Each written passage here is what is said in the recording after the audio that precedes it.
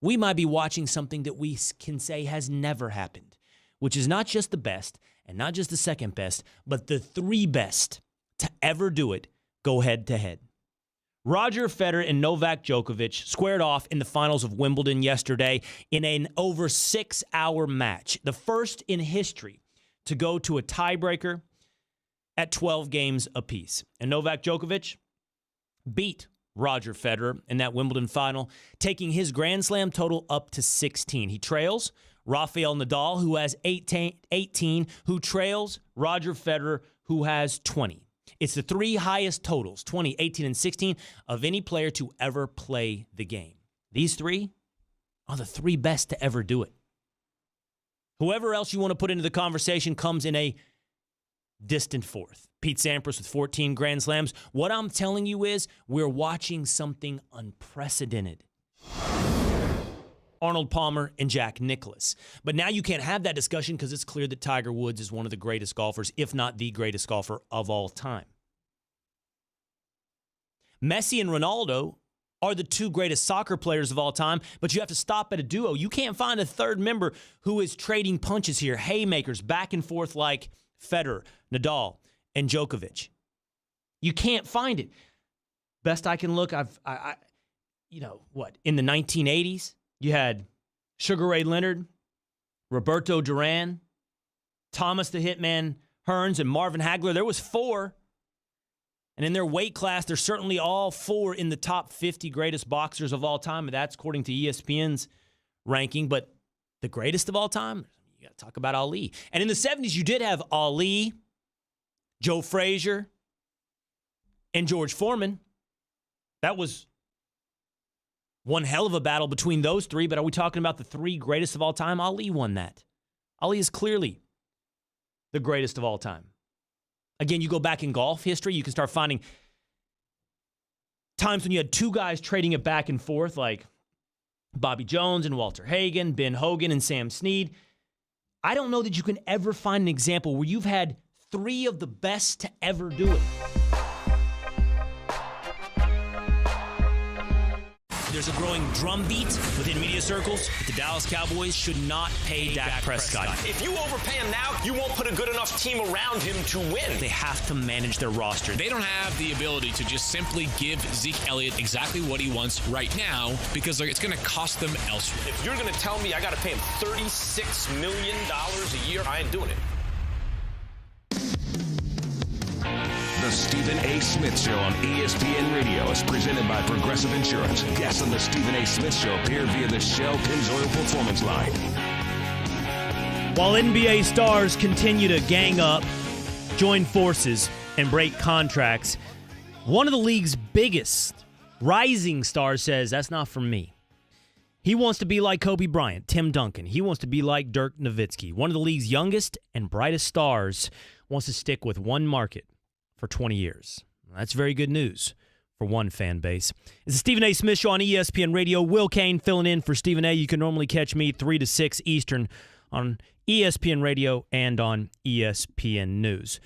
I'll tell you about the star that just stays old school here in a minute just on the Stephen A. Smith Show. But let me hit up the Shell Pennzoil Performance Line where I was talking about the power rankings of the NFL over the next 3 years. Who is the best position to compete for a Super Bowl over the next 3 years? And Cole in Georgia doesn't like where the Falcons came in at 15th. What's up, Cole?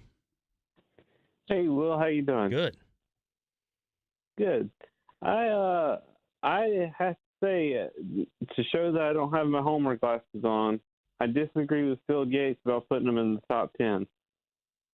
Okay. So you called in to say that ESPN.com has it right? I called in to say I think they should be in the top 5. Oh, okay, Cole. Top 5 over the next 3 years. So you're hold on, Cole. Now, so who are we displacing here? Because in the top 5, you have the Chiefs, the Patriots, the Colts. You have just got to refresh here. Patriots, Eagles, and Seahawks. You're putting the Falcons ahead of Seahawks. Well, I think somebody should be ahead of the Seahawks. I agree with you on that. I'm just not sure it's the Falcons. I think they're set on offense, and young talent on defense. I mean, they stirred up their offensive line. So I think they're in a really good position to win a lot of games. All right. Well, Cole, here's where I'll agree with you. Thanks for the call, man. I think the Falcons are better than they're being ranked right now. I think the Falcons are a Super Bowl contender. I think they're one of the two in the NFC South that are real Super Bowl contenders along with the New Orleans Saints.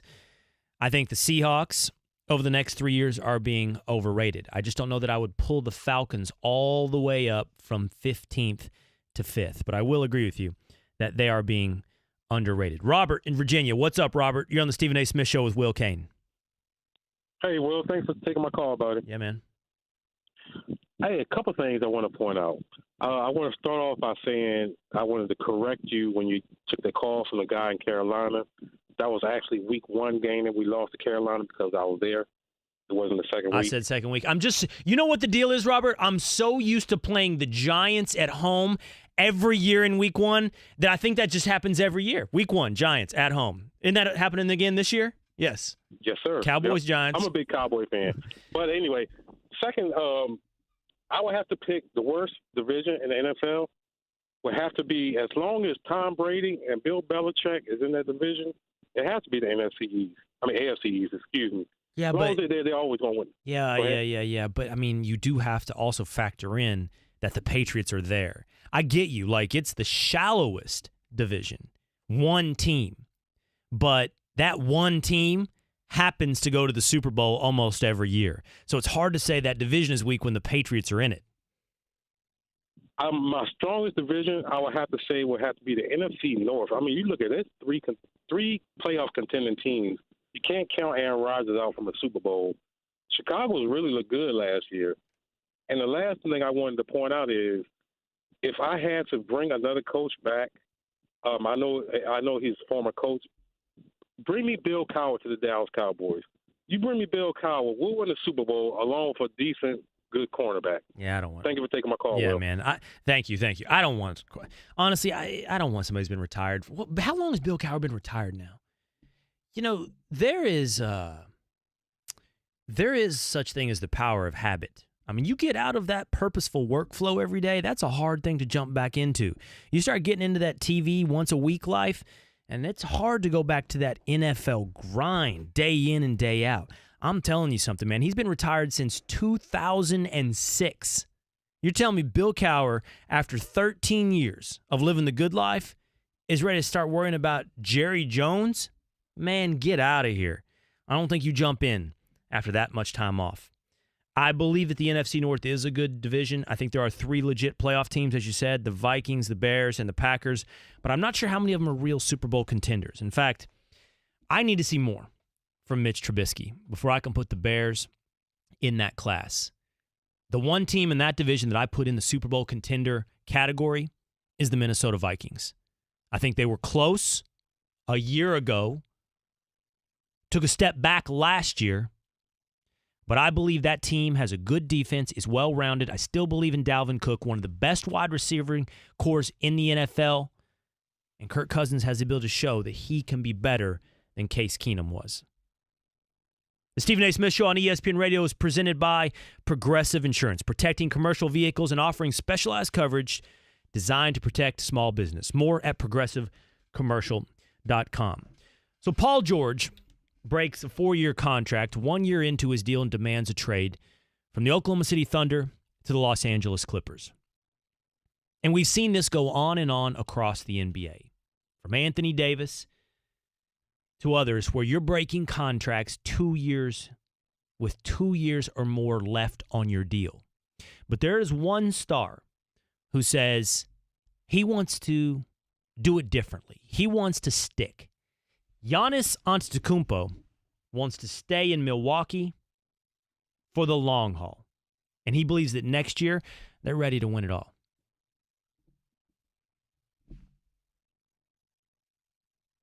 Win the champ is a realistic goal. Not every team in the NBA has that realistic goal to win a championship. It's probably like 4 or 5 teams that can say that, and we're one of them. So that's all you can ask for. That's Giannis saying that the Bucks are one of 4 to 5 teams that can win it all to next year. I think there are actually 6, 7, 8 teams that have a real shot to win it all next year, but the Bucks are certainly part of it. And here's what else Giannis had to say. I quote now, "I want to be part of a winning team. As long as we have the same mindset and same approach to the game, there's no reason for me to move and not be like Steph Curry, not be like Dirk Nowitzki or Kobe Bryant or Tim Duncan." Giannis Antetokounmpo says he wants to be one of those players that sticks with a team for 2 decades if they keep their mindset on winning. Giannis is a rare breed. Doesn't want to hang out with other stars in the offseason, doesn't want to train with them, doesn't want them to see his secrets and what he's working on, doesn't want them to see his weaknesses in pickup games in the offseason. Giannis is about being the best player in the league, and according to this, he's also about staying in Milwaukee and winning it all for the Bucks. Now, there are a lot of teams that are lined up already looking to 2021, the year of Giannis's free agency. And I would say to those teams, do not hold your breath. I know the Dallas Mavericks have their eye on Giannis Antetokounmpo. I know the New York Knicks, having been spurned in free agency, already are looking ahead to 2021 when Giannis is on the market.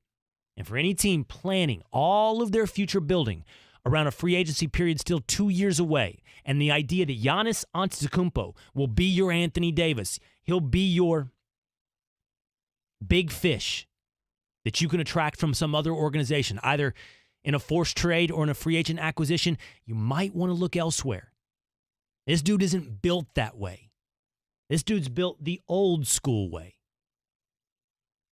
Giannis Antetokounmpo is there to stick in Milwaukee. Congratulations, Bucks fans. Meanwhile, Ben Simmons of the Philadelphia 76ers signs a max deal. And Stephen A. Smith and Max Kellerman were on First Take, where they were debating a few days ago Ben Simmons and whether or not he's worth it. I understand that Ben Simmons cannot shoot.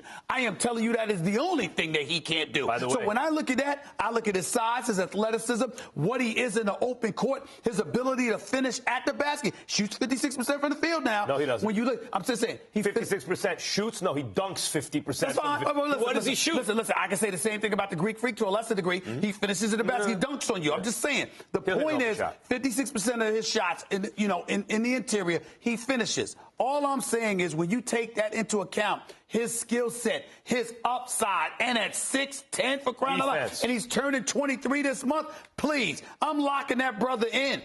I, clear my throat, swallow hard, agree with Stephen A. Smith. You lock in Ben Simmons. I don't know if that jump shot's ever going to come, but I do know I like Ben Simmons and Giannis Antetokounmpo in the same conversation. I do know that the Philadelphia 76ers did the right thing in locking up Ben Simmons. This is a foundational piece. This is a building block. This is a player who can be one of the 2 best players on a championship team. The 76ers did the right thing here in locking up Ben Simmons. But remember now, it's the NBA. That doesn't mean he's around for the long haul. That means he's around for the foreseeable future. It's the Stephen A. Smith Show on ESPN. Will Kane filling in for Stephen A. We're going to close out with your calls here on ESPN Radio and the ESPN app.